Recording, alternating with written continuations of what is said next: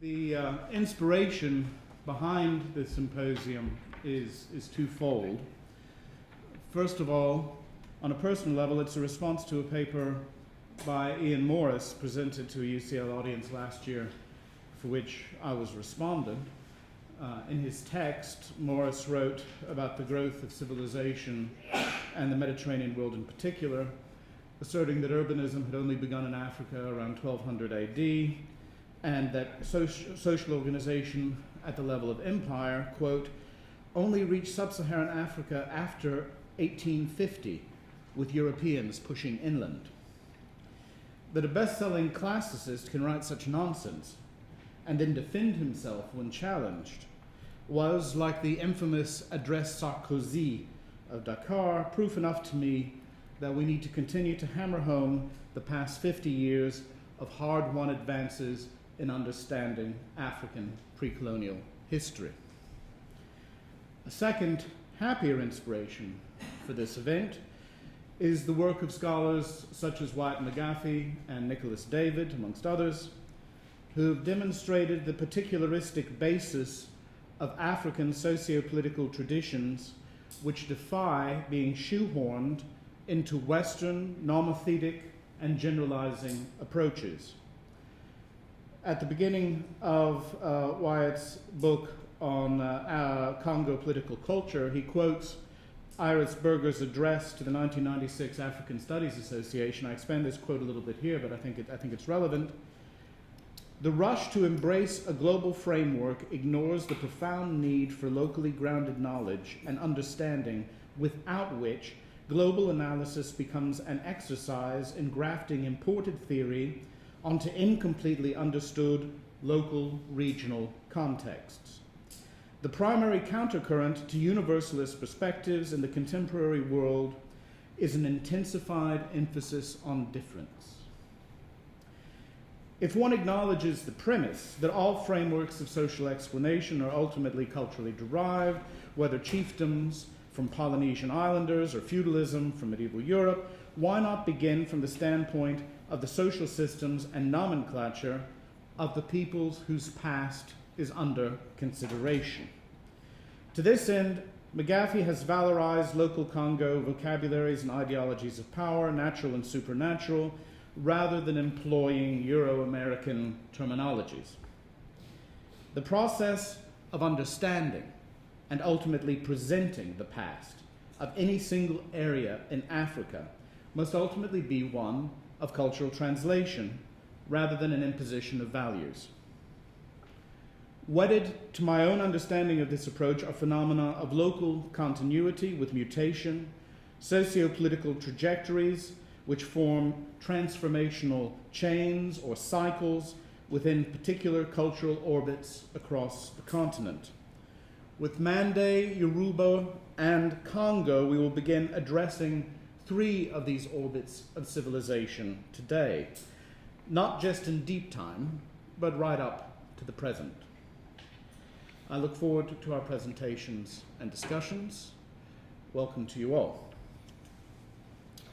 So I shall now begin with my own essay on things Mande.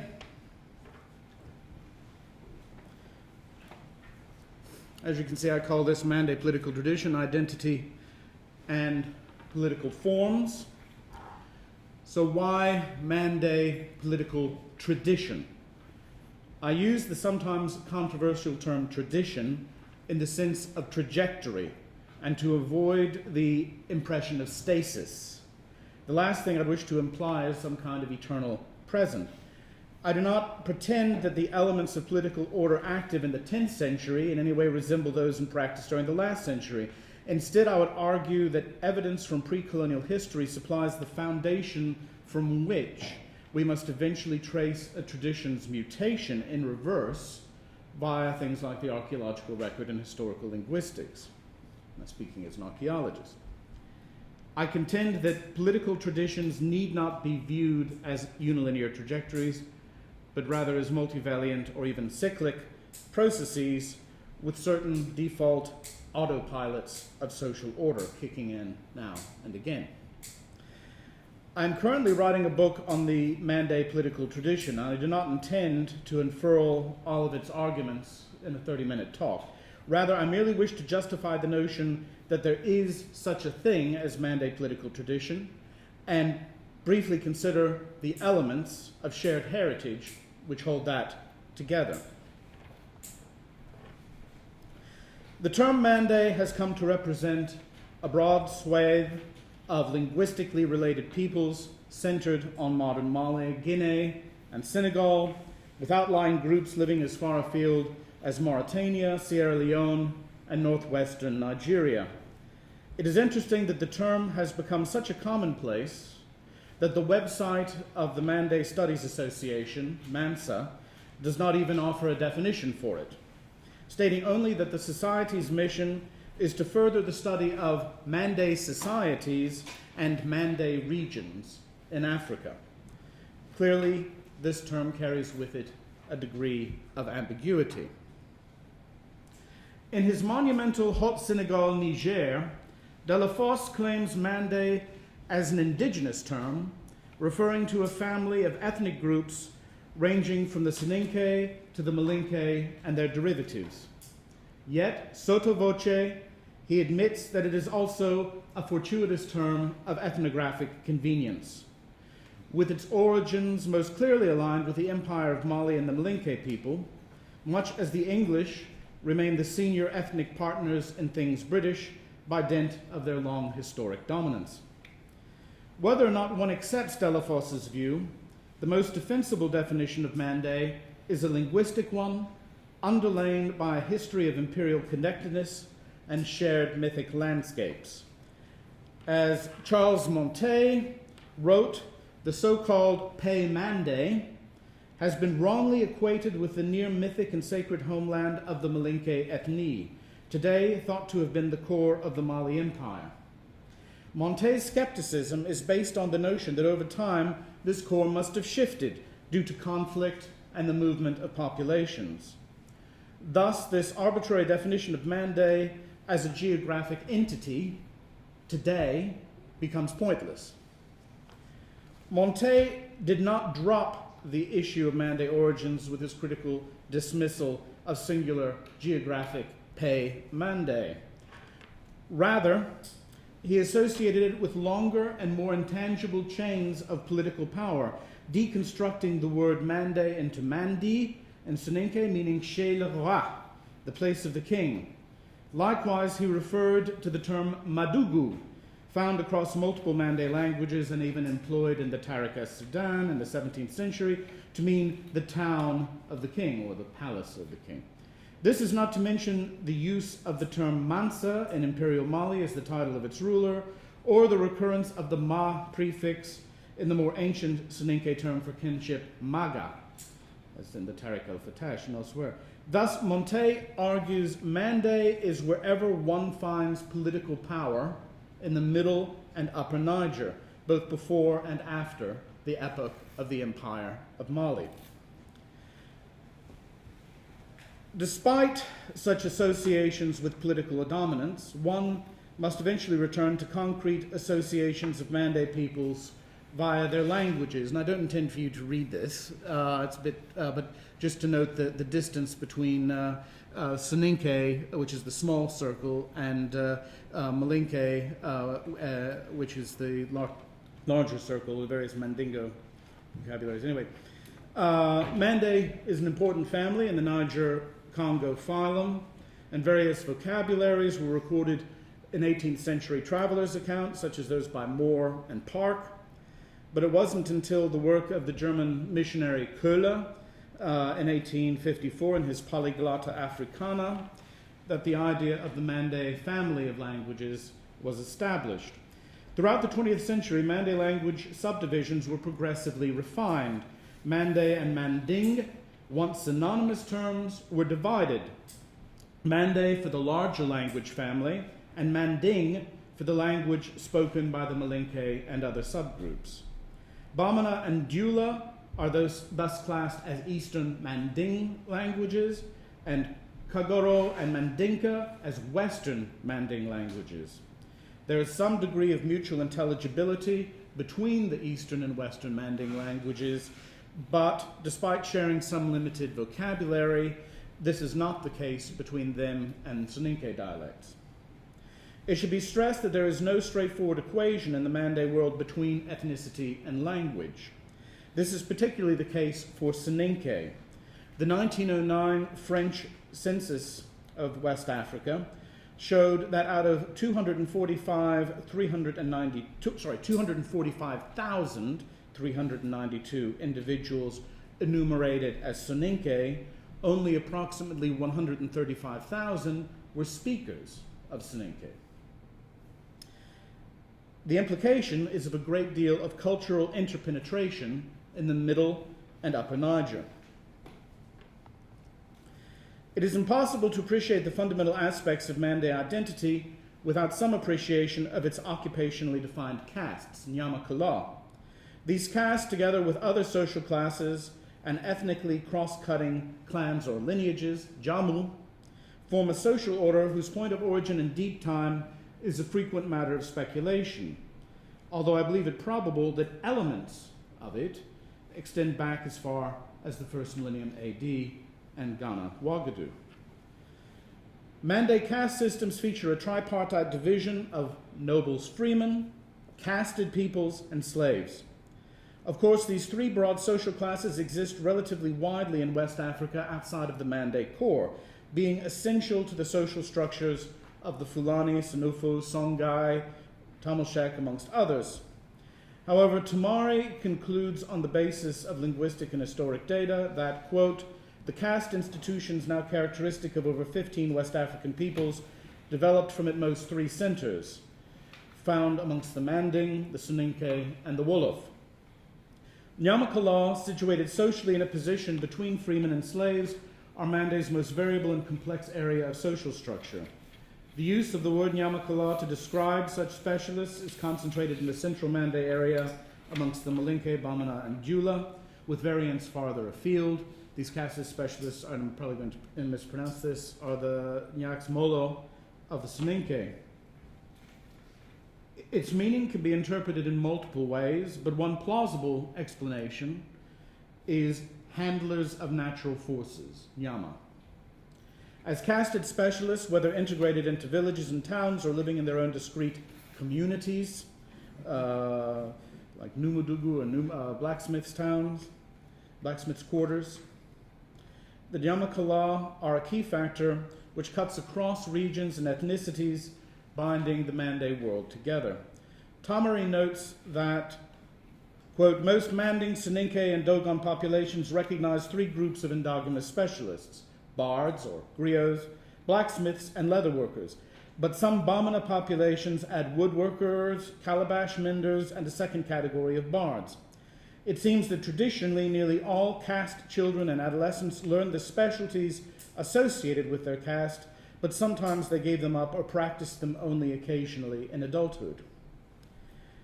Questions about the historical evolution of the Nyamakala have generated a good deal of debate. Suffice to say, its most ancient elements are probably the casted blacksmiths and griots, dating back at least to the time of Imperial Mali, and though I lack the time today to outline my arguments in this regard, they also quite likely extend back to the time of Ghana Ouagadougou. So now let us move on to connectedness in Mande political history. Although the Empire of Mali, from around 1235 AD, may be perceived as the center of things, the deep time interconnections of Upper and Middle Niger peoples is evident wherever one turns in the literature. The roots of this connectedness can be found in four things: the commercial diasporas of the Mande world, such as the Wangara, lateral shifts of dominance between related ethnic groups as polities rose and fell, shared systems of occupational castes, the Nyamakala, and cross-cutting lineages, Jamu, and a shared sense of common history and statecraft. Here, I'll concentrate on the fourth, concerning historic identity. So, to begin with Ouagadougou and Ghana, whether it's in or out of the Mande world, of course, Ghana, at least from an archaeological perspective, probably extends back to at least around 400 AD. Almost inevitably, when collecting oral traditions in the inland Niger Delta or the Segu region, and regardless of the ethnic identity of the speaker, one hears the refrain, "Our first ancestors came from Ouagadougou." The equation of the Ouagadougou of oral tradition with the imperial Ghana of Arabic sources is often assumed, but rarely given critical consideration. The legend of Ouagadougou is the most closely associated with the Soninke, amongst whom it was first recorded. And it was recorded in multiple versions, especially between 1887 and 1910. According to Tautane, who collected it during travels between Bamako and Gumbu in 1887, the legend was, quote, "universally known, and for my part, I have heard it at least 50 times across a wide range of places from the mouths of Soninke of any and all origins." It consists of three principal parts: the peregrinations of the Soninke founder figure Dinga and his retinue, to which a whole cascade of toponyms is attached; the succession of his heir Diaby and his establishment of Ouagadougou and its prosperity via a deal struck with his half-brother, a serpent, Bida; and third, the fall of Ouagadougou and subsequent ecological disaster and end of the flow of gold and all of that, due to the decapitation of the serpent Bida. Ouagadougou's principal connection with Ghana is that both are associated with the Soninke. Batili, in his exposition on the subject, cites the use of the Soninke term Kayamaga, literally the king of gold, to refer to the ruler of Ghana by the authors of the Tariq al-Sidam and the Tariq al-Fatash. A solitary contemporary source, the collected geography of al-Bakri from the 11th century, refers to the then ruler of Ghana as Tonka Manen, the term Tonka being a Soninke term of regal authority. Despite these sparse literary correlates, there is every reason to associate the Ouagadougou of oral tradition with the Ghana of Arabic sources. Both were mighty polities which existed in the Western Sahel during the period of time straddling the earliest Islamic incursions into that area. Indeed, the Soninke identity of Ouagadougou is indisputable. Its primary oral sources are in Soninke.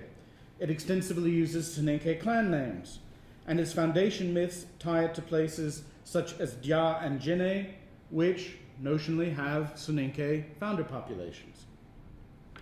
The embeddedness of Ghana, Ouagadougou, and Mande culture can be ascribed to both the subsequent Soninke diasporas and to the established Soninke presence as founder figures at ancient settlements across much of the Middle Niger, even if many of these people no longer speak Soninke or self-identify as Soninke.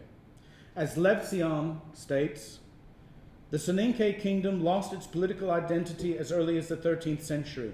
Many of its people, including the rulers, dispersed. Much of the country became deserted and passed through new hands as new powers rose up. As a result, the traditions about the Soninke kingdom were not transmitted in the region where the events had taken place, but over many other parts of the Western Sudan. Paulet and Winter note that such an extensive and early dispersion explains both the fragmentation of the Soninke and their integration into the networks of other communities, socioeconomically speaking. Diaspora communities became known by a variety of names, such as the Marca by the Malinke and Bamana, the Nono in the inland Niger Delta, and the Sarakole by the Wolof and the Tukulur.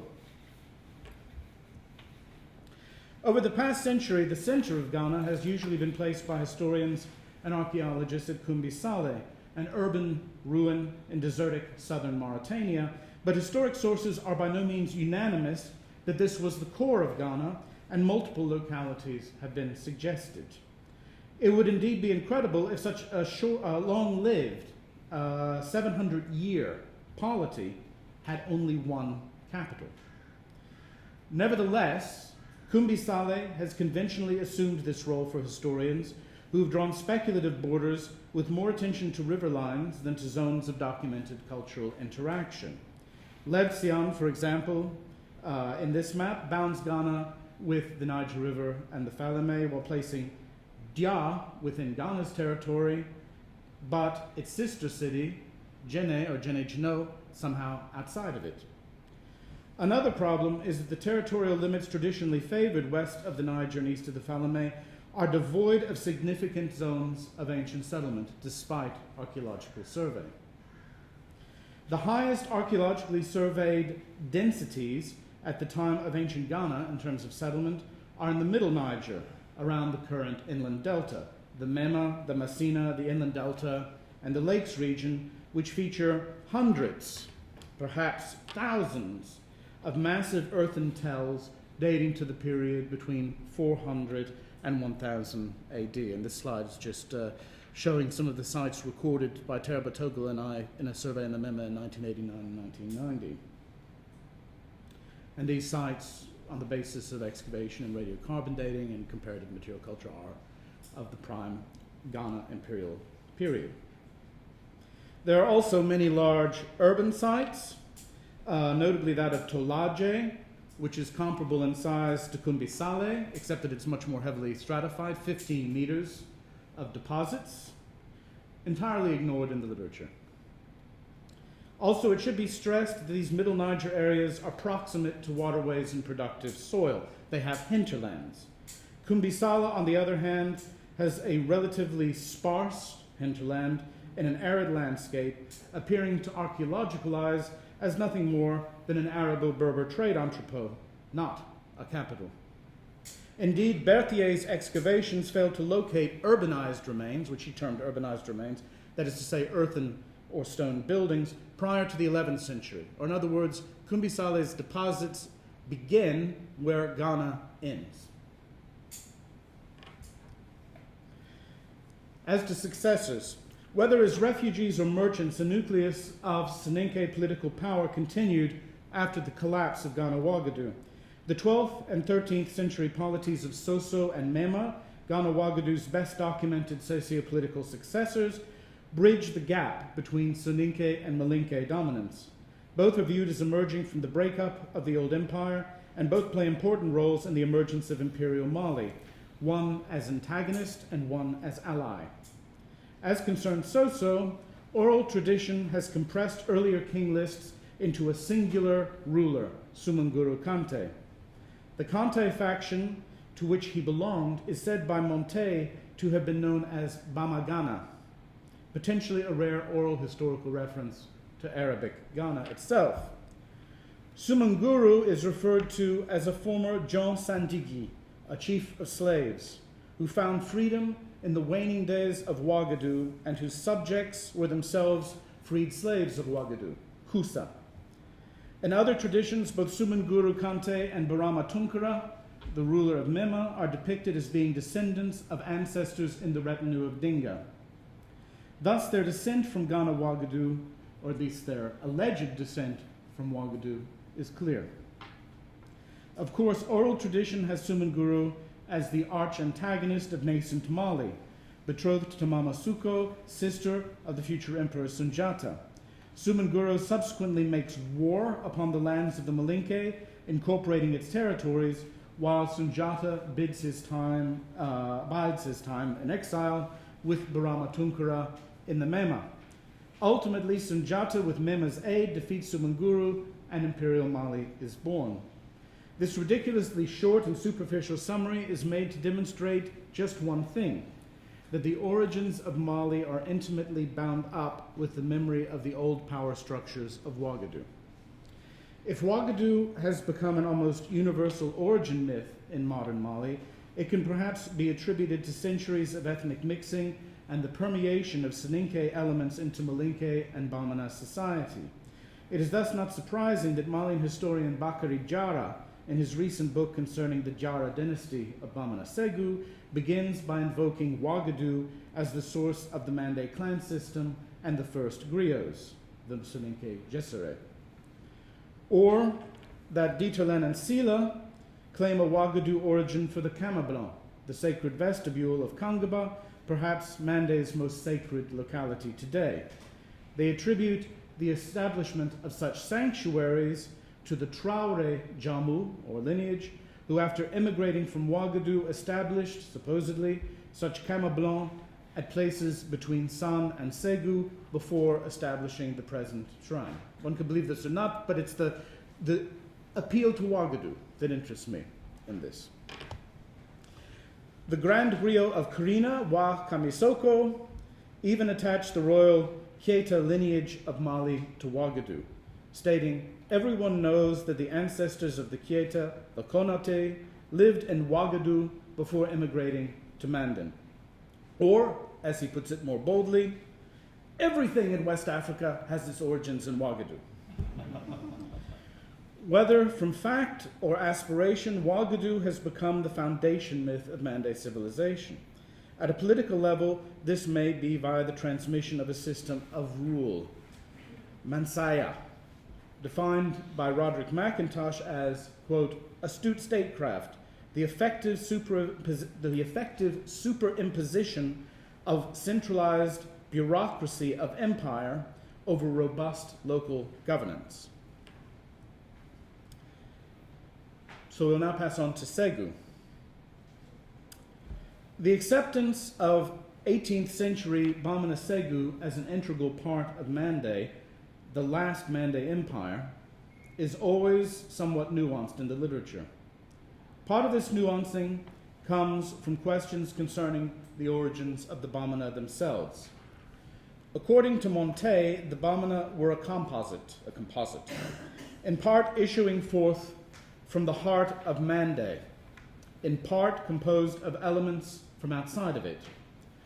In my own publication on this subject, I've argued that the Bamana of Ségou are a 15th, 16th century palimpsest of local Malinke and Soninke elements with incoming groups, perhaps mercenaries, derived from Gur populations, the Minyanka in particular, a real bouillabaisse. Regardless, Bamana Ségou grew up in a Mande milieu and from intrinsic Mande notions of social order. Where Ségou may be seen by some to diverge from this path are in its explicit rejection of pre-existent Bamana Malinke gerontocracy and by its establishment as a warrior state with a slave system of economic production.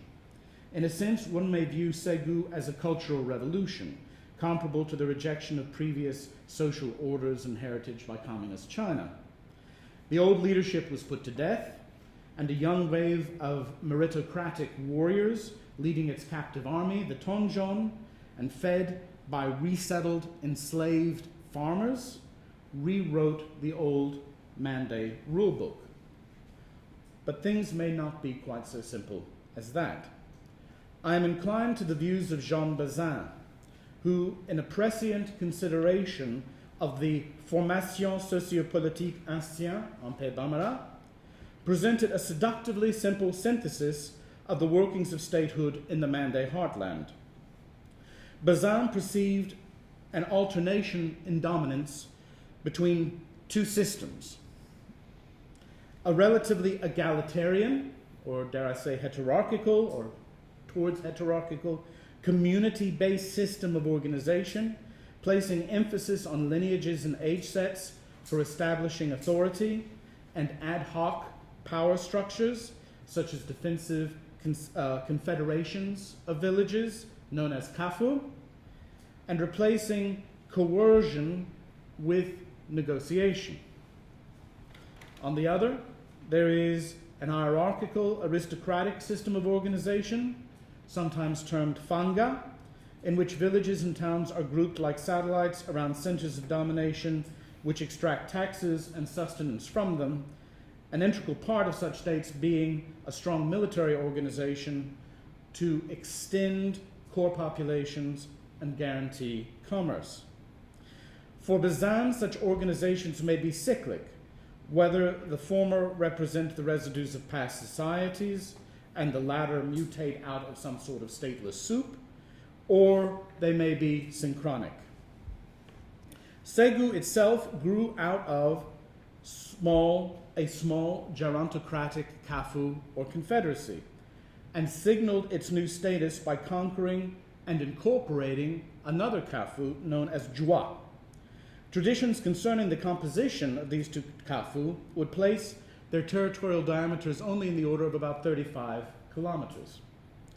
Each would have also held within their fuzzy boundaries one or more semi-autonomous urban centers, so-called marca towns, as well as more short-lived political centers, or madugu. In less than a century, Segu would extend from this meager foothold with a swathe of power reaching approximately from modern Bamako to Timbuktu for one brief shining moment, in other words, a distance of over 800 kilometers. Likewise, Imperial Mali grew out of twin Kafu called Do and Kri. Our recent study of the oral history and historical geography of Do identified 12 federated settlements over an area of 30 by 45 kilometers. The Do Kafu, according to oral tradition, had three goals: mutual defense, the sharing of a system of shrines which sustained the cult of Do, and a calendar of shared seasonal festivals including harvest time and collective fishing events. Do began in the chaos of the decline of Ghana Ouagadougou, and a part of it endured within Mali. Thus, over a period of 500 years, one can materially sense Bazan's hypothetical pulse of Mande political tradition. And so Segu may be viewed as merely another pendulum swing to the coercive side of Mande civilization, a mutation in a 2,000-year narrative, but nevertheless part of a Mande continuum. To conclude, this presentation has served as a means of showing long-term continuity with change in one of West Africa's greatest political traditions. For lack of time, it is omitted detailed discussion of key aspects, such as castes, lineages, and the internal workings of systems of governance. However, I hope that it has, through its demonstration of connectedness, attested to the utility of long-term views for understanding the history of African civilization. There remains so much critical work to be done. Indeed, given the frailty of oral history, diverse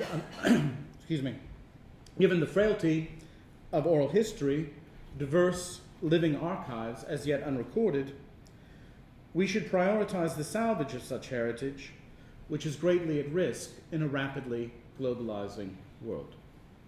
Thank you.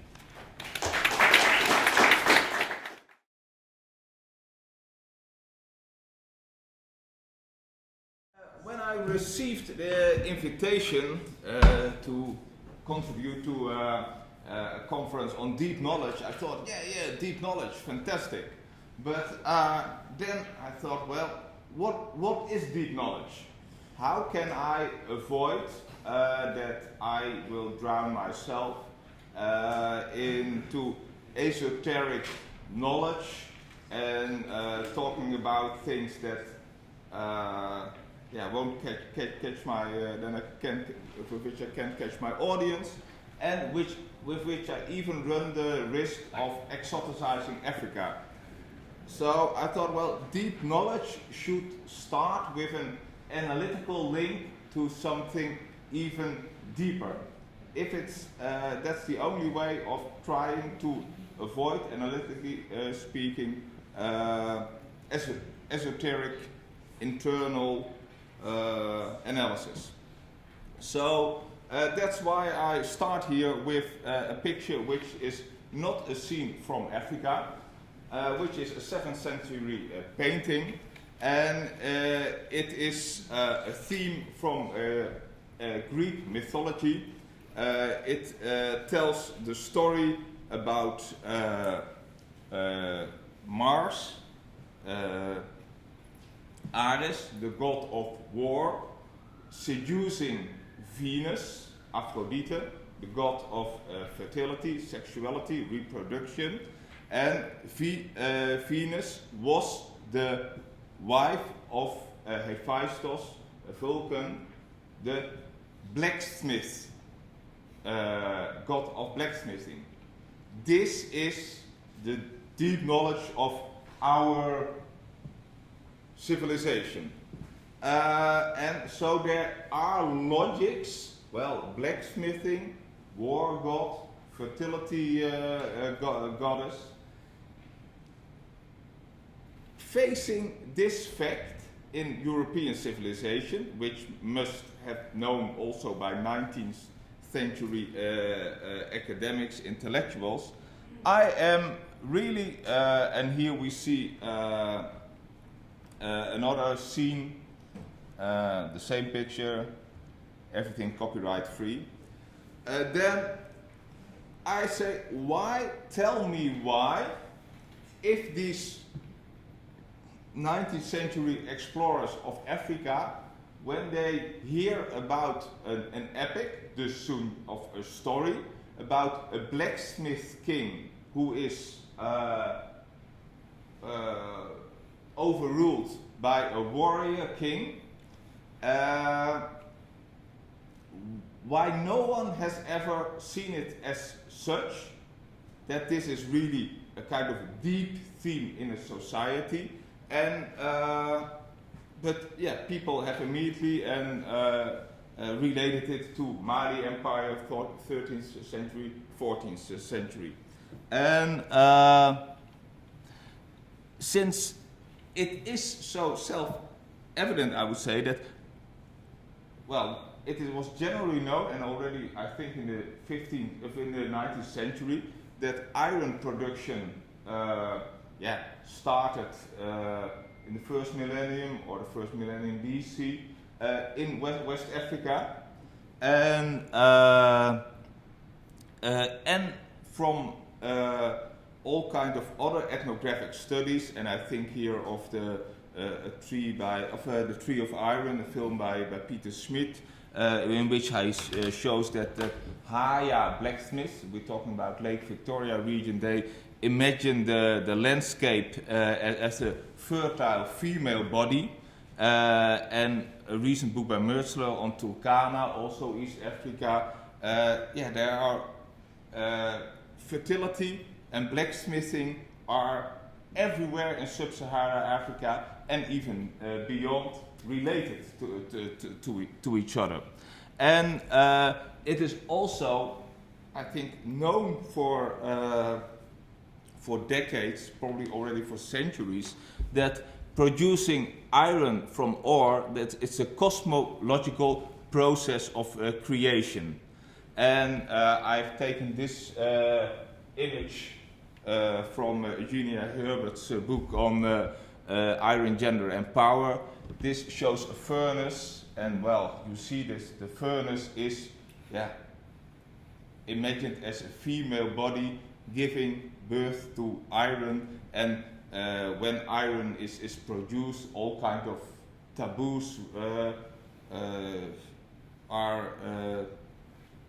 have to be practiced by blacksmiths, who are not allowed to have sex with another woman, as is said in the Tree of Iron.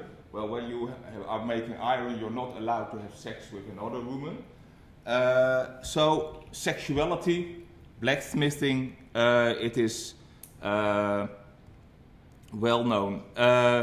Also the imagery of what the act of iron, blowing air into the furnace, well, that is, well, your imagination works, I see. And these are generally known principles related to blacksmithing. And earth attraction activities are gendered, related to gender. For instance, this is a picture of a gold mining activity in Mande, and in Mande only women are allowed to extract earth, with gold containing earth from the mine. Of course the men dig down in the pits, but the women are allowed to extract, and so this was big fun to make this picture for the people. And I immediately had to give the result to a woman, because I should not even officially get it from the mine. Then again, why? Tell me why. Knowing that blacksmithing is a cosmological process, it was introduced, let's say, in the first millennium in West Africa. And the story is about a blacksmith king overruled by a warrior king who has horses. There are, in the Sundiata epic, often, in most versions, it's about how to get the horses or sending someone to buy horses. The horse in West Africa, book by Robin Law, probably a classic. Most of you may at least have know the title or read it. The problem is in West Africa that you cannot, if in a say infected area, it's very difficult to keep a horse. And so, if you wherever the Mali Empire has been, it was in an area where horse warfare with horses was probably very challenging and militarily innovating, at the same time very difficult. But the story is about the horse owning warrior replacing the blacksmith. Then it's so the introduction of horses took place, roughly speaking, after the 5th century BC. So after the introduction of iron technology. So it is, I think, rather logical, given the story, given the importance that people universally attribute to issues of blacksmithing, warfare, fertility, because with iron you can of course cultivate the land, but you can also make weapons. That this story, the Sundiata epic, refers to this, I would say, a big issue. Actually, there is so much, I would say, circumstantial or external evidence that this is a narrative about a blacksmith and a warrior, and not a story about a 13th century foundation struggle between two individuals. No, this is something about a cosmological change, I would say, in politics, in society. This is really big, this is deep. Okay. Then there's also an issue which I think is important to note, that termite hills, which are in the creation myth of Mande that we know, are the places, often the places of location, are at the same time, it is often, it is the clay that the potters partially use. If you make a pot, you need some clay from a termite hill to make the pot better. And for constructing a furnace, also in East Africa, you need good clay, and often combined with what is that clay? What make termites? With the soil of the product of with a termite hill, crushed termite hill. Crushed termite hill is crucial in making a furnace, in making in pots, for what female blacksmiths do in Mande. Also,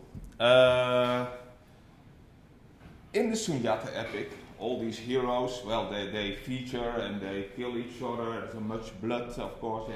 It's an epic, as we know it in present day. But these heroes are often described as masks. In particular, the Congo mask, which is Congo is a society in which the blacksmith is the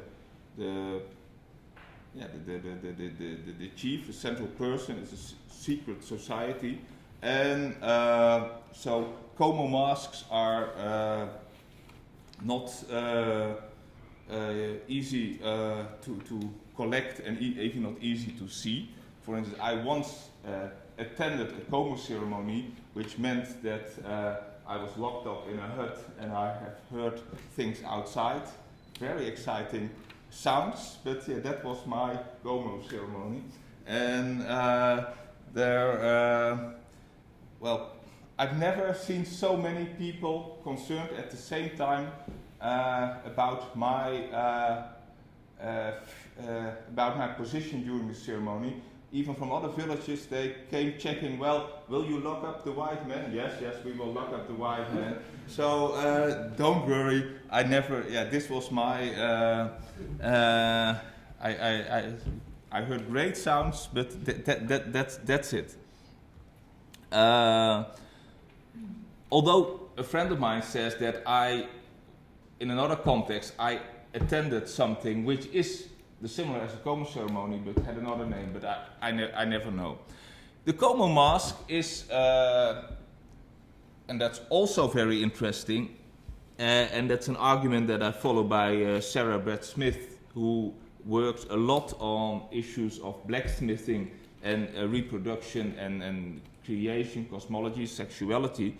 She argues that the Como mask is a representation of a vagina, and which makes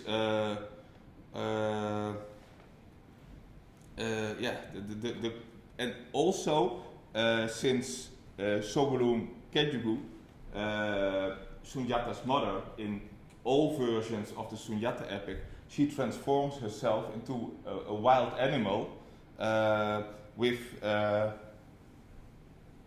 do you call it? With like, you can describe it.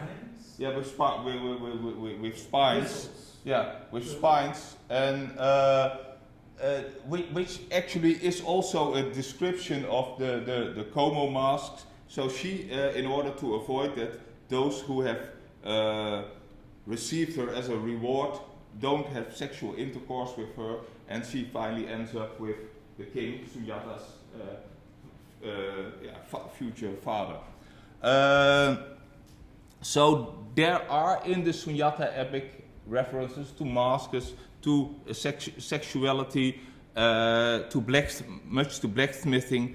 Why then is the Sundiata epic always debated as an untrustful or trustful account of a historical event, something related, because we have even Khaldun about the 14th century. Well, he heard about Sundiata, so Sundiata epic must be 13th century. That was what even Khaldun wrote.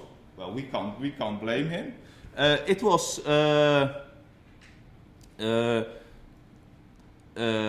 taken over later by De La Fosse, who needed this reconstruction in order to write a history for the new colonies. But actually there are in the Sundiata epic, if you don't see it, or don't study it only as in relation to other versions of the Sundiata epic or in relation to other Mande issues, but try to get to study it as a source for African history or a source for world history, you see that there are all kinds of cosmological issues related to political power are in this in the epic. And Stephen Buhlman, he just arrived. He's working on a book and a version of an epic of Smauro Kante, the rival of Sundiata, the blacksmith king, in which there is emphasized that Smauro is antisocial, and it's thanks to the fact that Sundiata is more social and depends on social relationships that he can overrule the person who is basing his power on occult forces, on blacksmithing, on supernatural power. I also see in the epic, if I study it as a source for African history, a social code for the political elite which prescribes whom to marry and whom not to marry.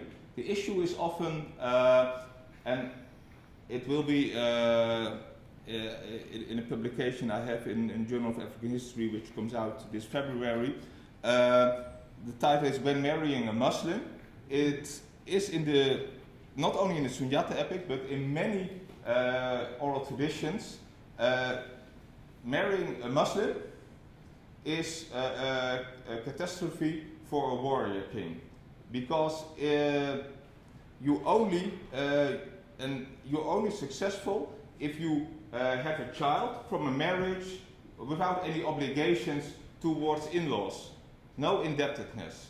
And so in the Sunjata epic there is this message, because Sunjata's mother is got as a reward, as a gift, no obligations towards others. And okay, then you have a successful base to produce someone to whom you can transmit power. Because the Sunjata epic, no versions of the Sunjata epic are about Sunjata finding a woman, a wife to marry, or what happened after, what happened during Sunjata's life. Once he is in power, it's more or less finished. And it's everything on how his father got this woman, this ugly princess, and how, etc., etc. And the mother, the first wife of the king, has always a berete, and that's a very strong Islamic identity. And I always wondered why all over West Africa they tell the first wife is berete.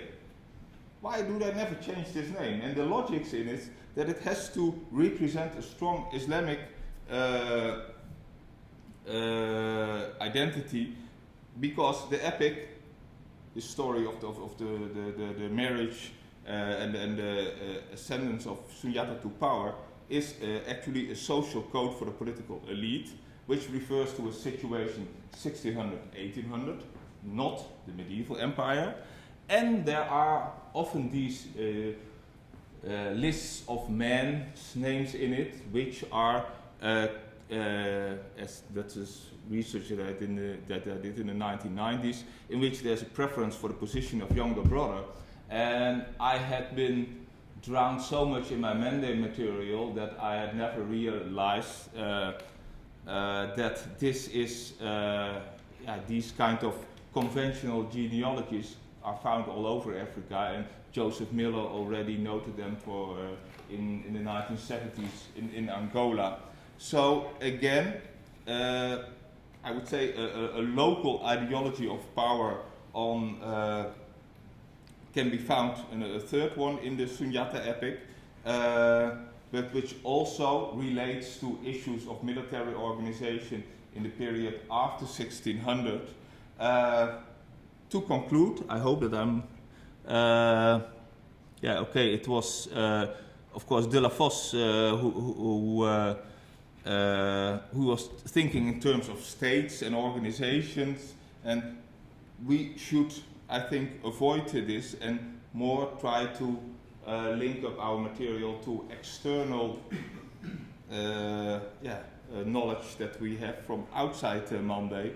And then in my case, my argument is that, well, I don't say that the medieval Mali Empire didn't exist or hadn't existed, but my argument is that the Sunjata epic has this, it's more like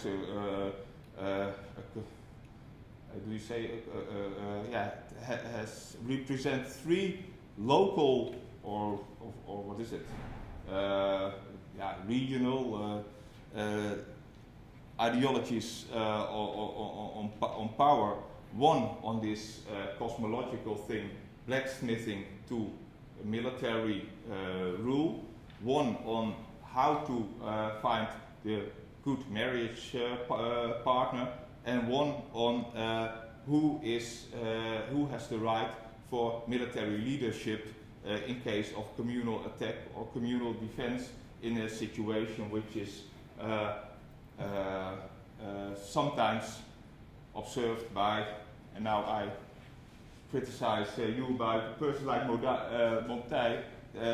He said, well, the Fanga is like a federacy, and some is Fanga, they want power. these are two synchronic discourses of the same, I would say, polity, the same way of framing politics. On one level, you are a confederacy. On another level, you are aiming for Fanga, for real political military power. And this is this is my argument. The deep thing in the Sunyata epic is that it's not related to the medieval Mali Empire, and which is a reason why I will never be able to give this presentation in French in Mali or in Guinea, I think.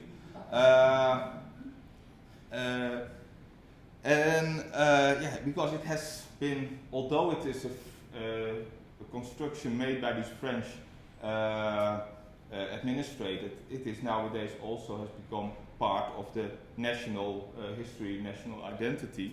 And so it is, one thing is deeper, one dimension is deeper and older and more general, and two other tropes in the epic are of a more recent date, let's say 1600, 1800 situation. And that was my argument, and I thought I was originally scheduled at 12:30, but for me the good news is that I can stay until 12:30. So you don't have to leave right now. I don't have to leave right now. Okay, thank you for your attention.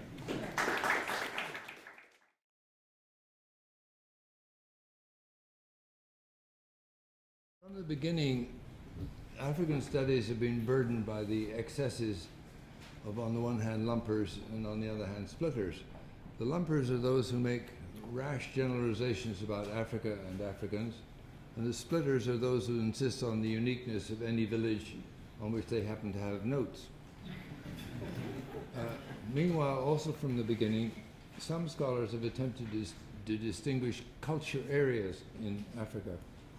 Given that in Sub-Saharan Africa we find at least two unrelated language families, we may assume that at some remote point in time there were at least two centers of civilization, presumably related to different environmental adaptations. Attempts to distinguish culture areas brings to the fore fundamental problems in social science. For example, what factor makes a community of any size hang together as a discrete entity, and what best explains the process of change?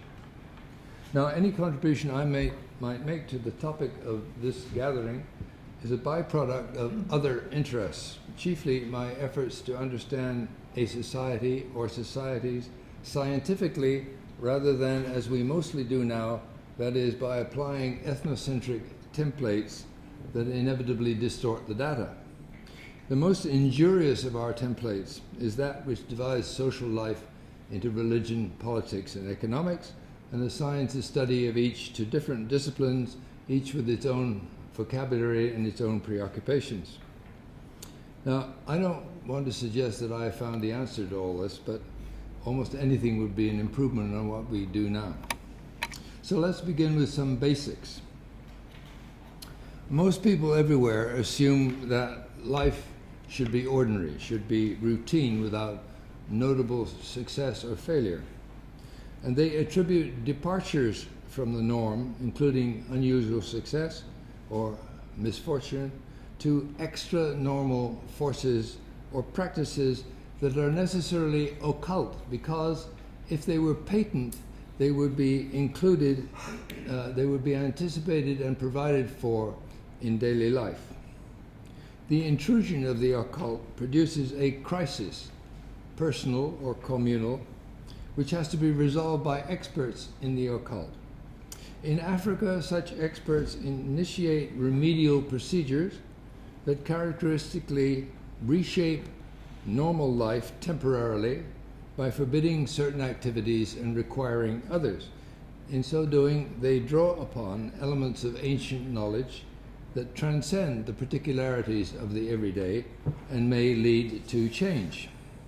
Now, I'm using the word occult here in its original sense, referring to something not ordinarily visible.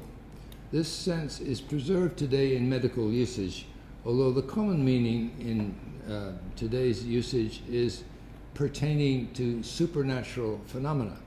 This meaning dates only to the 17th century and the great divide between the natural and the supernatural. The absence of any such divide in African thought in the 16th century, or even for most people today, presents an as yet unsolved epistemological problem.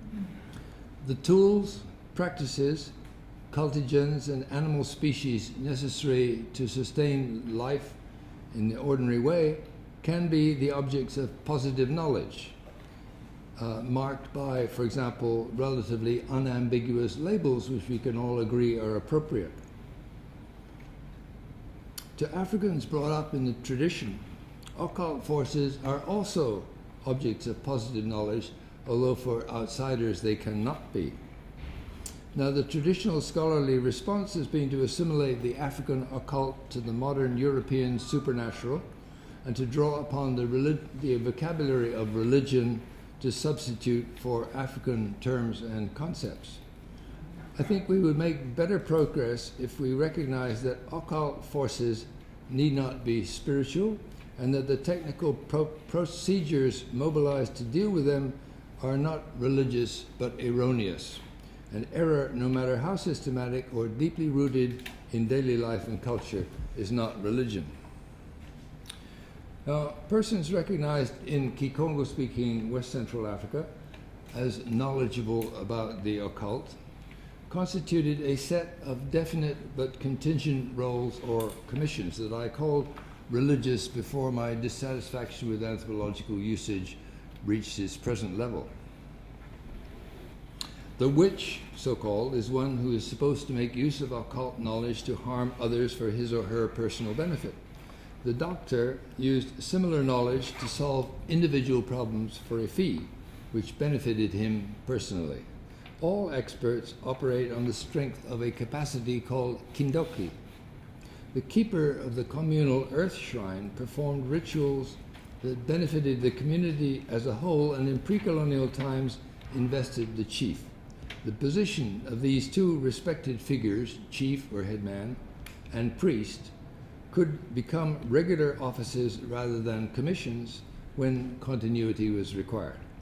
Anne Hilton and John Thornton have both shown that the same set of roles and values was operative in Congo in the 16th century, so it exhibits considerable stability. The four roles are differentiated according to the intersecting criteria of ends, that is the public good versus the private good, and the effects of life and death. Assignments to these roles are the outcome of choices and judgments made in response to crises. The criteria that differentiate the elements of the set define them, and not what in fact anyone does. It's not the content of the roles, it's the way that they're different from others. The object of our study should be the structure of the set rather than the separate concepts isolated from it and identified by foreign labels such as chief and witch, trailing all the associations that these words carry in English. So, borrowing a phrase from Michael Schatzberg, I now refer to the role set with its associated procedures, which include divination, investiture, initiation, ordeals, fetishes, and so on, as a, quote, a moral matrix of legitimate governance. It embodies an indigenous social theory, a practical guide to the explanation, prediction, and control of political events. As Kopitov says about the Congo-related suku, if this is religion, it is not the kind that is above the society, knitting it together, but very much in it, an instrument of all its segments, divisions, conflicts, and contradictions, thus an indigenous sociology. So let's experiment with somewhat more appropriate labels. See what happens now. Just experiment, okay? Just to reorient thinking.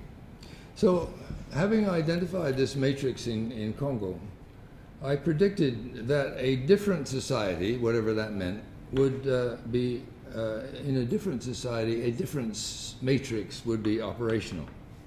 And I was surprised to not find one anywhere near Congo.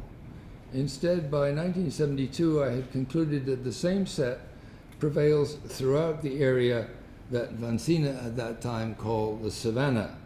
For example, the Bolia, which are a Mongol group on the upper river, recognize the political chief, the earth chief, the magician, and the witch as agents of the power called Iloki, which is clearly cognate with Congo Kindoki. In 1989, Vansina wrote that from Cameroon to Angola and from Atlantic to the Great Lakes, the people shared a common view of the universe and a common political ideology with similar assumptions about, and I quote, roles, statuses, symbols, values, and indeed the very notion of legitimate authority. Now, the boundary of this so-called Central Africa remains uncertain. It is approximately coextensive with the Western Bantu languages, but Vansina said it might well be part of a larger unit.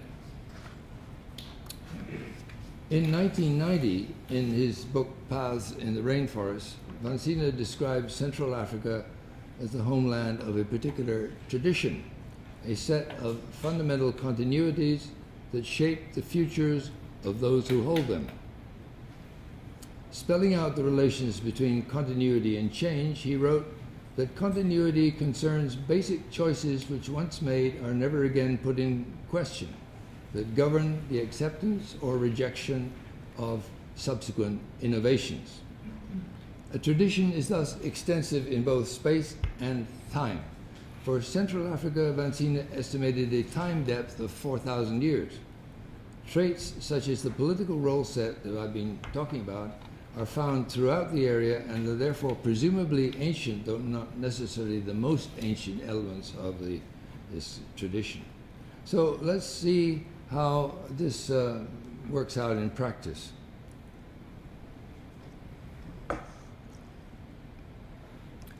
The distinction of effects, that is, say, of life versus death, corresponded to the separate spheres of, first, production in the space occupied by the community, and second, of social reproduction, creating and maintaining the social hierarchy over time, including the superiority of the free over slaves, seniors over juniors, and men over women. As Michel Isaac writes about the Mossi of Burkina Faso, this duality is the inescapable divide in the ideological task of representing the relations of men to nature and of men among themselves. And I'll get back to Burkina later on. The investiture of chiefs in Central Africa united the forces of both spheres, as Victor Turner explained for the Ndembu when he said, the bracelet of human genitalia assumed by the Kanongasha at his installation symbolized the historical unity of the people. Its medication by the earth priest symbolized the unity of the land. The so-called earth priest mediated between the community and the powers of nature. His role is the one that might most fittingly be called religious, although the spirits that he dealt with were no more than lightly personified natural forces. He was the keeper of a place believed to be the abode of spirits of the earth. He was responsible for agricultural festivals and the rituals of response to collective crises. Only fragments of information describe him for us because missionaries, district commissioners, historians, and anthropologists have always been much more interested in chiefs. Individuals brought their personal problems of food or health or fertility to the doctor.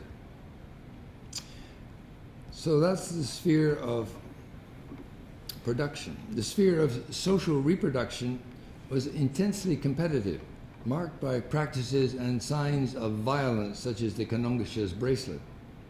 Success was based on accumulating wealth in people, especially by a deliberate policy of asymmetrical marriage with client lineages, which favored control over the resulting dependents. To maintain that control, big men also engaged in reciprocal marriage alliances with equals, creating a local oligarchy.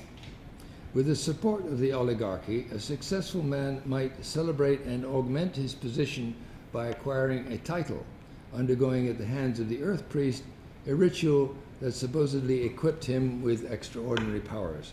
He became a chief, a leopard, the supreme killer of the forest. As the Luba hero Kalala Ilunga is supposed to have said, "I will have myself invested chief, I will kill men."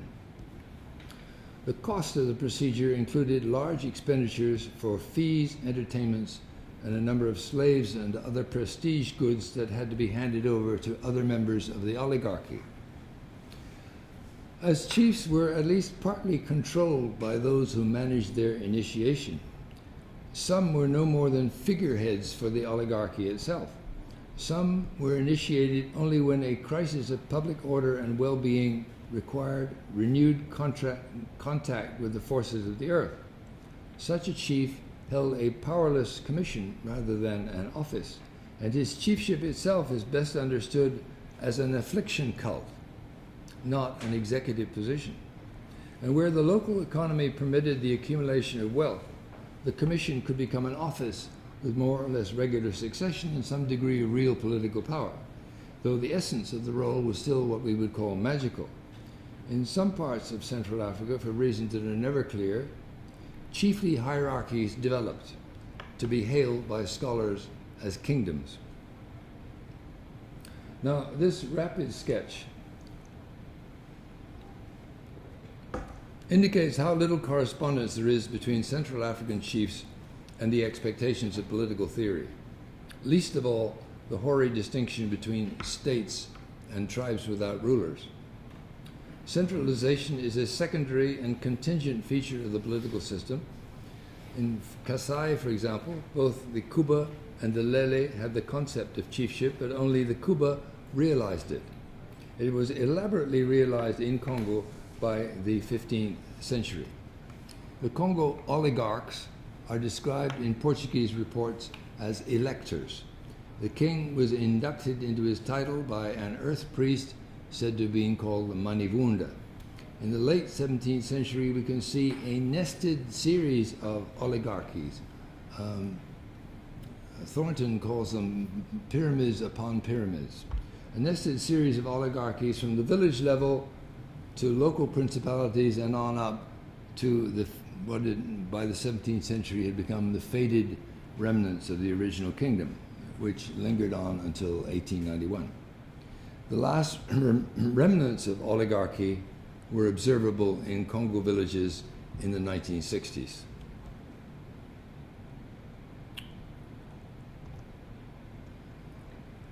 The other dimension of the matrix, public ends versus private ends, marks the difference between the competing political ideologies of Central Africa, hierarchical versus egalitarian. And they mark also the pervasive vulnerability of authority to challenges. A leader was always the focus of envy.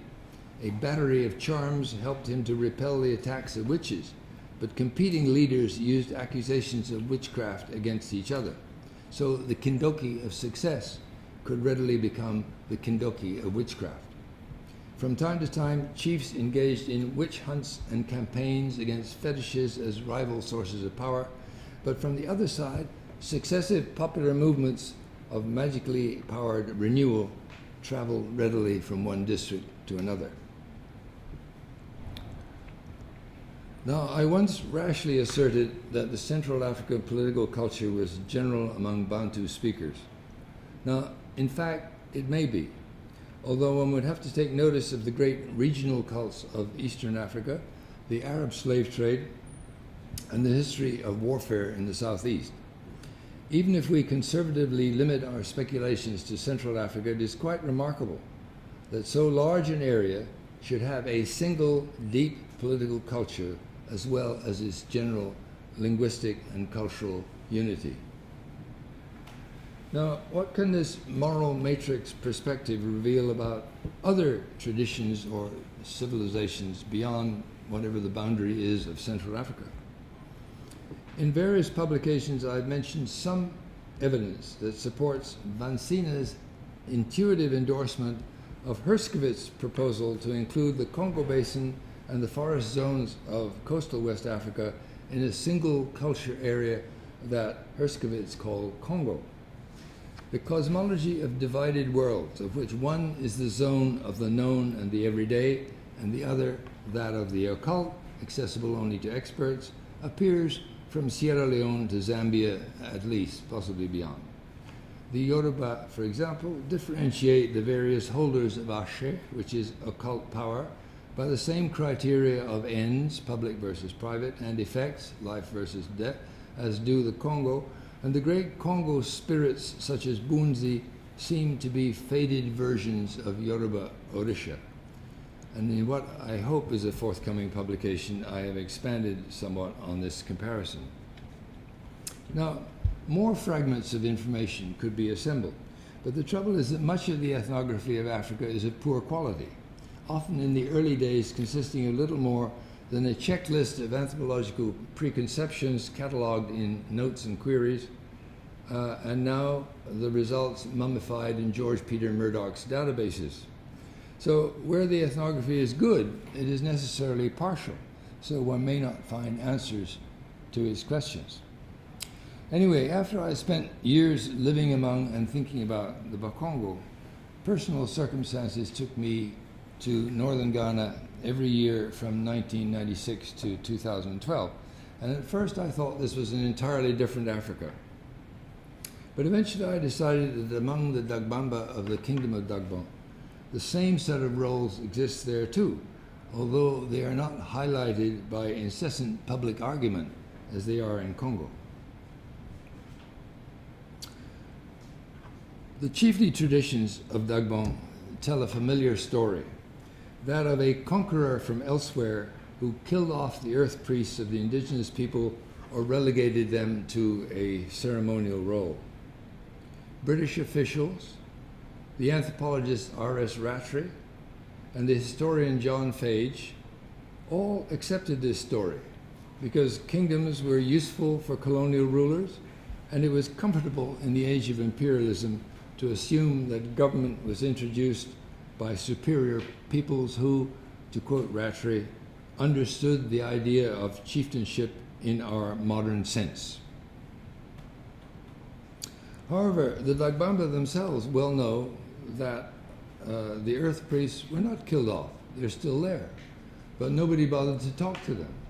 So I went around and talked to them, and they all agree in their accounts of the supposed conquest that the would-be conqueror was so terrified by priestly powers that he backed off, with the result that, as they see it, the supposed kingdom was and still is a mosaic of chieftaincies and the independent domains of earth priests. Moreover, to acquire the powers necessary to a chief, a candidate had and still has to undergo a complex ritual conducted by the priests. Afterwards, when a major chief dies, his body is said to be so dangerous that it must be rolled into the grave using special medicated instruments. Now, both Rattray and colonial officials knew about the occult power attributed to chiefs, but they dismissed it as propaganda intended to mislead and frighten the people.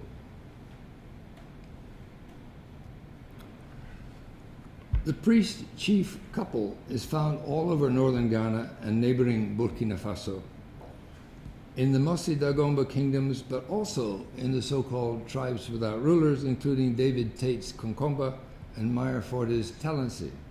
Chiefs with real political power emerged in parts of the region where it was possible to accumulate resources from trade, but not as a result of foreign invasions, although the chiefs always present themselves as having come from elsewhere.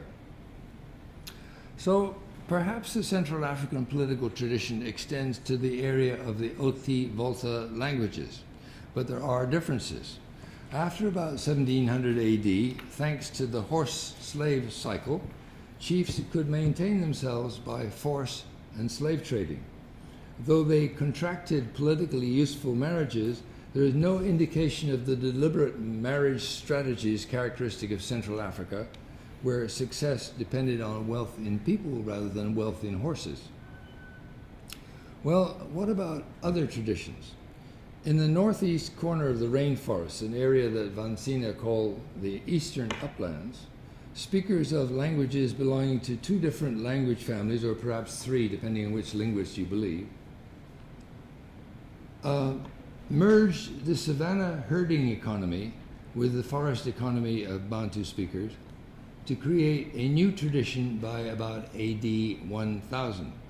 And the integrity of this new tradition is not clear to me from Van Sina's account of it, although its difference from that of the forests proper is quite evident. One of the principal groups, the Mande, recognize the Bantu roll set, although they speak the Sudanic language of their 18th century conquerors, showing that the set is not a function of language itself. On the other hand, the ideas about occult power of the Azande, another major group in this area, are quite different. As the world has known since 1937, the Azande employed a distinction of means, innate versus external, to distinguish between witches and sorcerers. And as recently as last month, certain scholars were still attributing this distinction to Evans Pritchard himself, thus revealing that they had not actually read Evans Pritchard. Now, not only witches and sorcerers, but witch doctors and elders used the same powers, respectively innate and external, thus a four-role set. The Zandi witch is not the same sort of role as the Congo witch, either ideologically or in practice, because after performing a cooling ritual, the Zandi witch was let off, whereas a Congo witch was likely to be killed. Michael Jackson, writing about the Koranko in Sierra Leone, specifically likens their usage to that of the Azandi in distinguishing the same four roles. Now, from a Central African perspective, what's odd about this is that there are no, within this set, there are no secular chiefs, either earth priest or political chief, neither of those figures in the matrix. Now, anthropologists once tried to discover why some societies distinguish between imaginary witchcraft and imaginary sorcery, whereas nobody in Central Africa gives a hoot. Despite assertions to the contrary, it is simply not true that beliefs in both witches and sorcerers occur almost everywhere. Although, to be sure, beliefs in both witches and sorcerers to be sure, local speculations as to the sources of malevolent power may mention both internal and external technologies. Now, library research on this topic is severely handicapped by the entirely arbitrary manner in which anthropologists assign the English labels witchcraft and sorcery.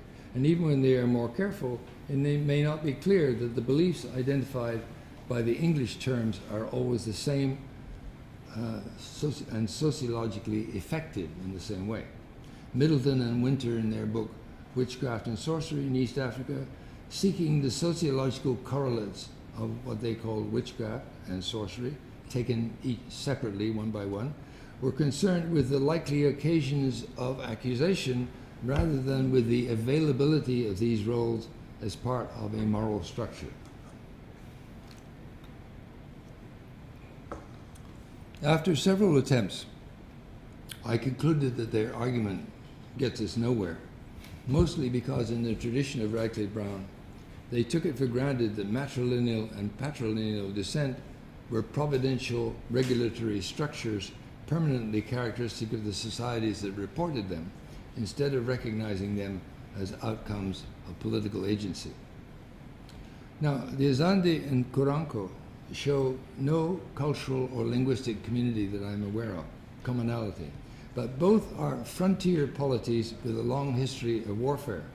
The chief is primarily a warlord, and his subject populations are recruited largely by clientage in the context of warfare, land shortage, poverty, and other hardships.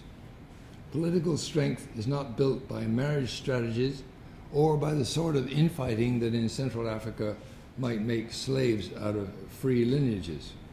Established figures, that is the elders, used oracles and medicines as of right, whereas outsiders such as clients and in-marrying women were suspected of witchcraft.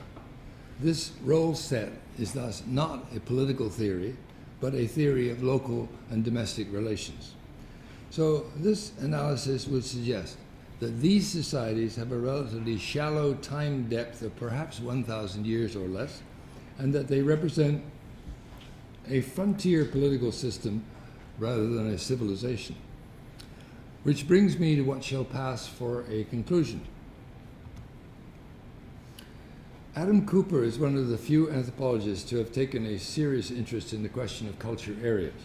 In 2 articles, related although 7 years apart, he sweepingly dismissed the sacred legacy of Radcliffe Brown, declaring that, and I quote, "The lineage model, its predecessors, and its analogues have no value for anthropological analysis," and showing that the social structure of the Sotho-speaking peoples in southern Africa was much better understood in terms of strategies of marital alliance in highly competitive environments, much better understood in terms of alliance than in terms of descent. That marital strategies should be central to the southern social structure suggests that perhaps the southern and central Bantu form a single culture area after all. Now, my last contribution to the topic of this meeting is a negative one. While I was on the lookout for matrices, I was unable to find any indications of one anywhere among speakers of Nilotic languages. This is a negative, but I think interesting result. Perhaps the sign of a profound difference between the civilizations associated with Niger, Congo, and Nilo-Saharan language families, respectively. In this context, it's worthwhile to reread Gottfried Lienhardt's Divinity and Experience, especially his comments on translation. So the Azande and Kuranko seem, as it were, to mark the frontier between Niger, Congo, and Nilo-Saharan, a frontier determined not so much by the environment as such, but, as we were hearing just now, by the degree to which the environment is hospitable to large domesticated animals, especially horses. And this was a frontier marked in the last millennium by constant warfare, of which one product was the new tradition that Vansina identified in the eastern uplands. So I have argued that scholarly habits have impeded efforts to identify cultural areas or traditions by dividing cultural practice into the separate domains of religion and politics, accepting the political as rational and historical while neglecting both the historicity and the political nature of so-called religion, dividing societies into states and the stateless, and the latter into patrilineal and matrilineal, instead of allowing for the forces of ambition in shaping social structure. And I've added some specificity to the political aspects of what Vansina called the tradition, and I've described the political dynamics of Central African societies as nearly as possible in indigenous terms, arguing for their essential unity and implying a specific contrast with speakers of Nilo-Saharan languages. Thank you very much.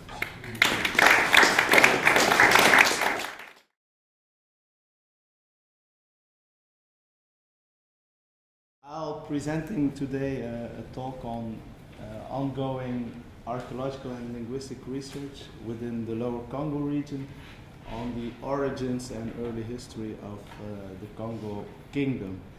And I'll be presenting research of our Congo King research group that has been ongoing since 2012. And I chose the title Decentering Congo History because our approach is somewhat decentering in 2 ways. Because the focus of our research is, first of all, and that's a chosen decentering approach, is on linguistics, historical linguistics and archaeology, 2 disciplines which have not been very central to Congo research. And the second decentering effect of our research is the fact that we have been mainly working in the northernmost provinces of the kingdom, in the Lower Congo region of the DRC, which we wanted to do from the start, but we actually also wanted to excavate in Banza Congo, but never got the permission to work in Angola, so that's not a fully chosen option to be decentering in our research. But still, we have been working in part of what was the Congo Kingdom in present day Congo of the DRC. So our two main sites, and that's what will be mainly talking about today.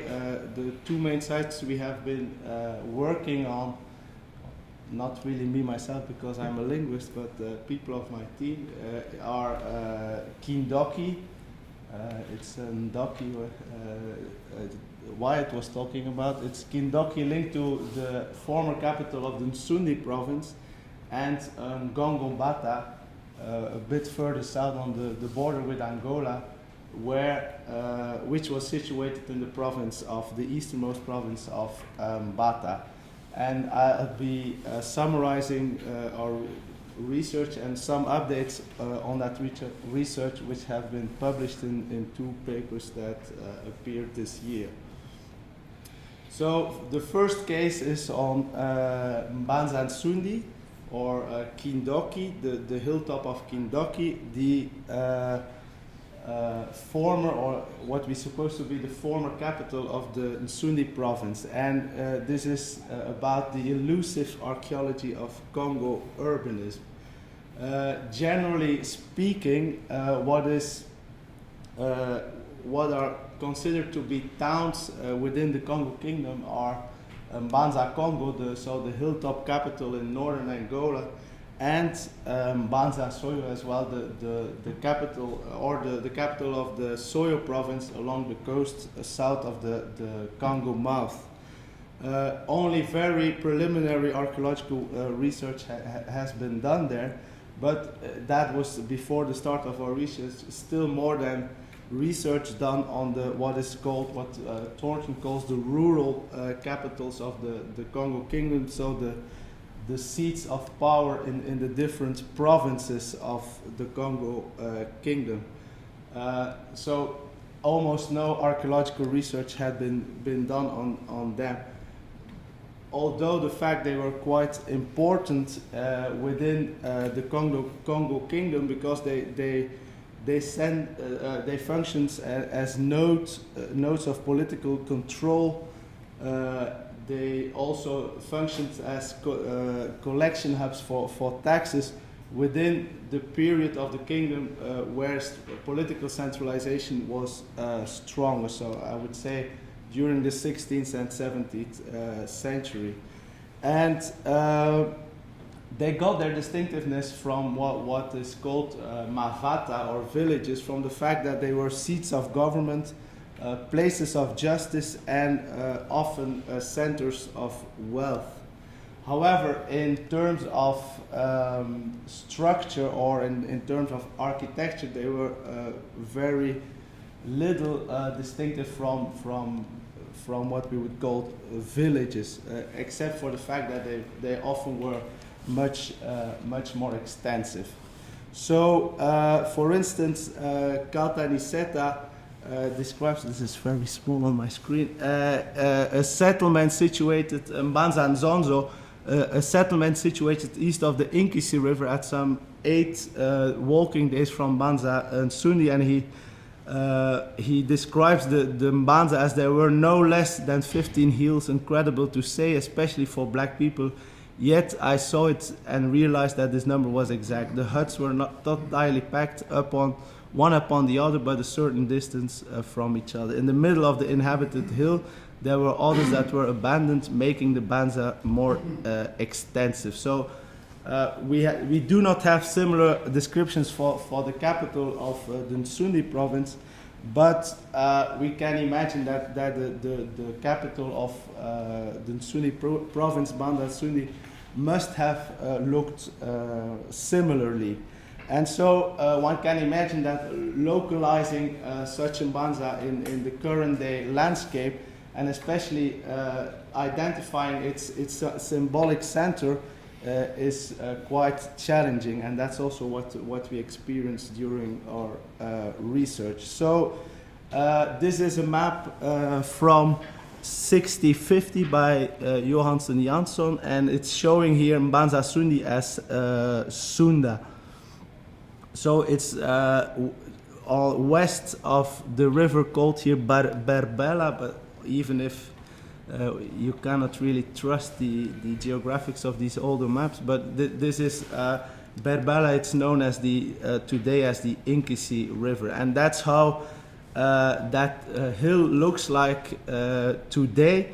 And so written accounts from the 16th, 17th century situate the hilltop, the Mbanza Sundi, west of the Inkisi River, and oral traditions from the late 19th and 20th century had it that it was located more precisely on the Kindoki hilltop in the vicinity of the current day village called Mbanza Sundi. So with that information, our team started to excavate there. We actually started here in the red circled area. That's where they found a cemetery, and that's a satellite picture. The stripes you see that are land clearings in which test pits were made in 2033. Every 50 meters test pits were put there. The research was done 2012, 2013. Then we got some problems because we excavated that cemetery. So a lot of negotiations had to be done, and we only could resume work there in 2015. And this is the work which has just been finished, I think last month, no, in September. So they did control excavations in more intensive control excavations in several parts, which had revealed to be interesting in the previous years. And actually, what we can conclude so far on that site is that we find on that site mainly Congo material, so local material culture, but interspersed, but not so densely as for instance in the site on which I will discuss, on which I will talk later on, Gongombata, but with some objects of European origin. In both cases, mainly pottery. And what we can conclude from the research done so far is that the hilltop was most intensively settled during the 16th and 17th century. So that's the period of the heydays of the Congo Kingdom. But that settlement goes back to at least the 14th century. And that is important because that's before the arrival of the first Europeans in the lower Congo regions. And so this the dating, and before 2015 we only had one single radiant carbon date associated to a very distinctive type of Kumbin pressed pottery, but I won't enter in the details here because I'm not an archaeologist myself. But during research done this year, this date was confirmed by a second date associated with the same kind of pottery but on a totally different part of the hilltop. So we start to see a pattern, and we think we can confirm that this settlement was there, or there was a human settlement there, at least from the 14th century onwards. Of course, we don't know who lived there. Were these elite people, Congo nobles? That's very difficult to say, and that's hard to say because so we see from this summary of radiocarbon dates, and also from datings on the basis of European objects, that the main settlement period of that hilltop was the most intense was 16th, 17th century. But and on the hilltop, from that period dispersed over the hilltop, we also find European and potsherds and other material dispersed over the hilltop. However, the strongest sign of elite presence is this cemetery, which was discovered in 2012 and excavated in 2013, and which consists of 12 different tombs, mainly male, but also some female tombs, mainly people which had reached the age between 14 and 60 years, but also graves of younger people, 20 to 40, and even some juvenile graves.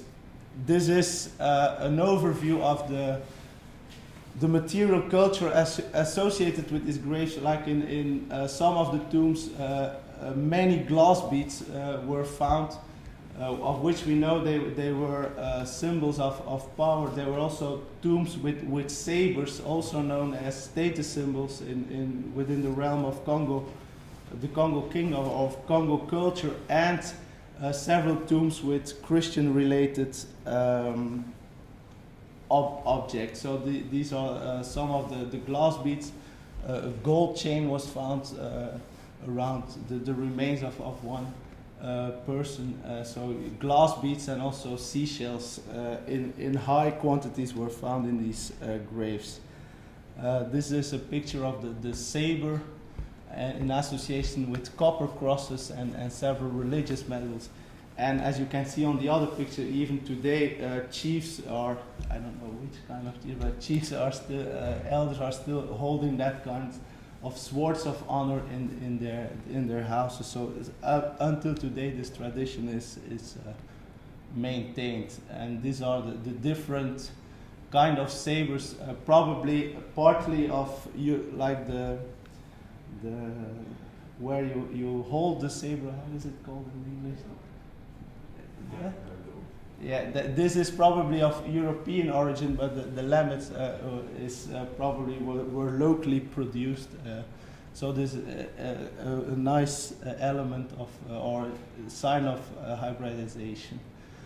And as we know, and Cecile showed that through her research, these all that similar kind of swords and sabers of honor are part of European iconography on the Congo Kingdom. So what we conclude from that is that certainly there were elite people living there, but the big problem is that this cemetery only started in the late 17th century and goes up to the early 19th century. So actually after the heydays of the Congo Kingdom, after the kingdom actually fell apart. So the graves show signs of links, direct or indirect links with commerce from Europe, but also internal trade within the Congo Kingdom. And we have several signs or proofs for people of elite status in that grave. In that graveyard. So the second case is I want to talk about is another case on our second most important settlement is Ngongombatta, which tells us also something about commerce and Christianity, but then in the kingdom's most eastern province, the province of Bata. And this is also a 17th century map showing here San Salvador as Mbanza Congo, Congo di Bata, also known as Ngongo Bata, and then Banza de Bata, known as Mbanza Mbata, the political seat of the Mbata province. So same technique here. The red circled area is central to our research. That's where we've rediscovered the church, which was already excavated in the 1930s by Bekart.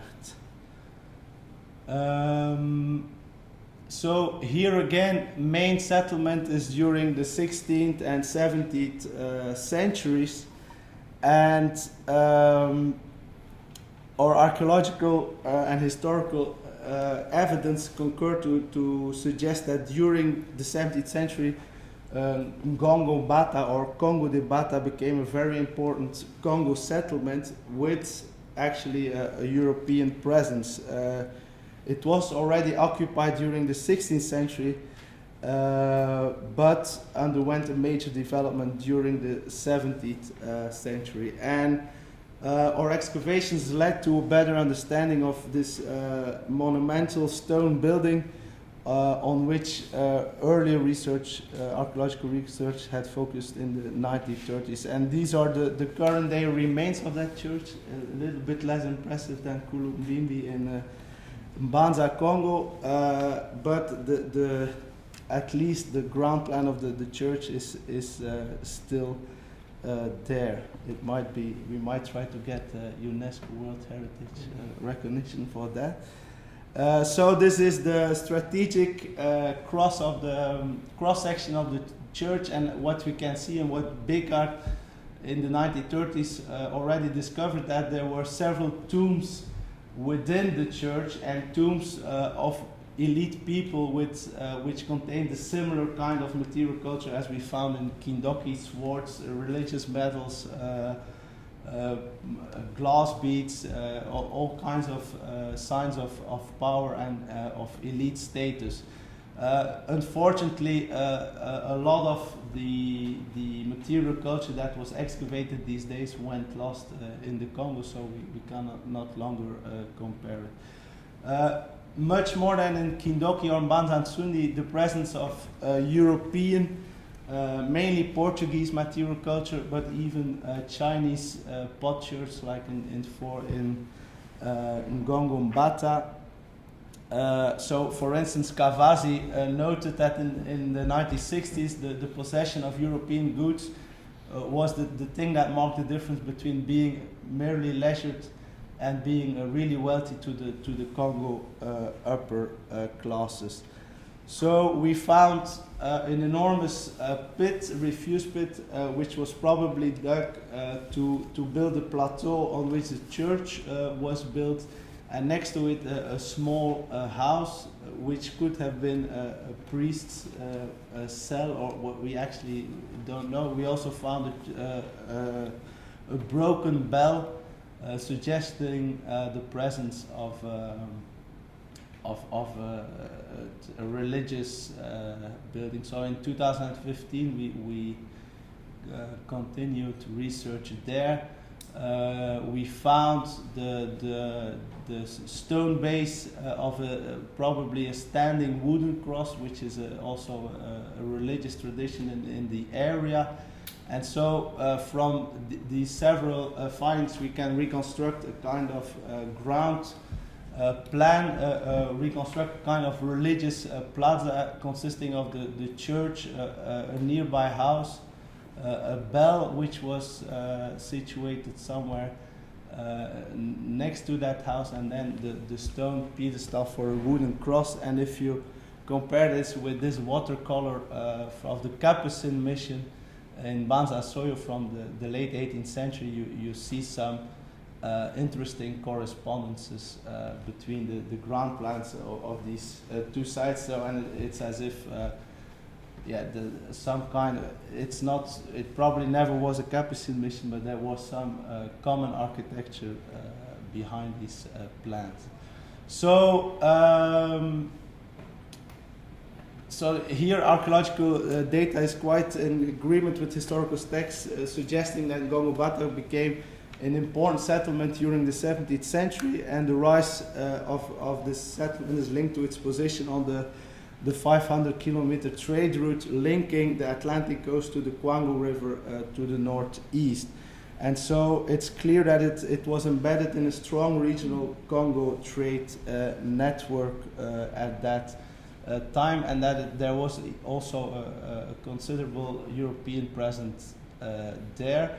The stone church was constructed around between 1625 and 1650, and so the mission station layout documented by our archaeological research fits quite well with the historical text. So the re-examination of the church, the inside of the church shows that even during the 17th and 18th century, even after the building fell apart, it's still served as burial place for high social status individuals which were buried there. Then a very tricky question linked to that is where was Mbanza-Mbata situated? So Mbanza-Mbata is different from Congo-Mbata. It's the capital of the Mbata province, and as we can see on this map from the 1650s, two different places are indicated. So Congo-Mbata and Mbanza-Mbata. It's also in several historical accounts from the end of the 17th century, it seems as if there are two distinct places, but in the course of the 17th century, people describe Congo-Mbata as more important, affluent than Mbanza-Mbata, the place where the Duke of Mbata stayed. However, in 1584, we have an account from Italian Carmelites saying that Mbanza-Mbata was the second most important town of the kingdom, so we wonder how it's difficult to understand that in the if that 17th century Congo-Mbata was actually indeed so important that one can wonder if the later Congo-Mbata was not the original Mbanza-Mbata, and that the Mbanza-Mbata, the Duke just changed places or residence in the 17th century, and a new Mbanza-Mbata rose. However, we don't have firm evidence for a well-established and continuous occupation of the hilltop since the 16th century, and certainly not for the presence of a city as the one described by the Carmelites at the end of the 16th century. So this year we surveyed the whole plateau, and the years before we also surveyed east of the Nkisi River in search of that Mbanza-Mbata, the second most important town of the Congo Kingdom, but yes, only negative evidence, but in science negative evidence is also evidence. So we didn't find that Mbanza-Mbata, so it's this Mbanza is even more elusive than the capital of the northern province of Sundi. And if I still have time, now I would like to switch to the more deep history. 3 minutes. 3 minutes, okay, that's enough for linguistics. So people were wondering what is Mukongo, what is Congo? Well, for us linguists, Congo is a huge cluster of a language cluster called Kikongo language cluster, which actually spreads over Gabon, Congo, DRC, and Angola. And through our phylogenetic research on lexical and other data, but here is the lexical data, we could show that actually within the bigger Bantu family, these languages here indicated in color, together with outliers such as Yaka, Hungan, Kisuku, Samba, that these languages form one distinct genealogical clade within the Bantu family tree. So they are distinct from the surrounding languages, also like Kimbundu. They are more closely related to each other than to others. And within that cluster, we can distinguish 4 major clades: north, east, south, and west. And from our research, but I can't go into details here, the central cluster, Kindibu, and consisting of Kindibu and Kimanyanga, it's actually a contact zone. It emerged through contact between other subgroups. And if we put that on a map, we clearly see that the area of where here the Mbanza Congo is situated this within South Kikongo area, while a province like the Mbata province is clearly in East Kikongo territory. And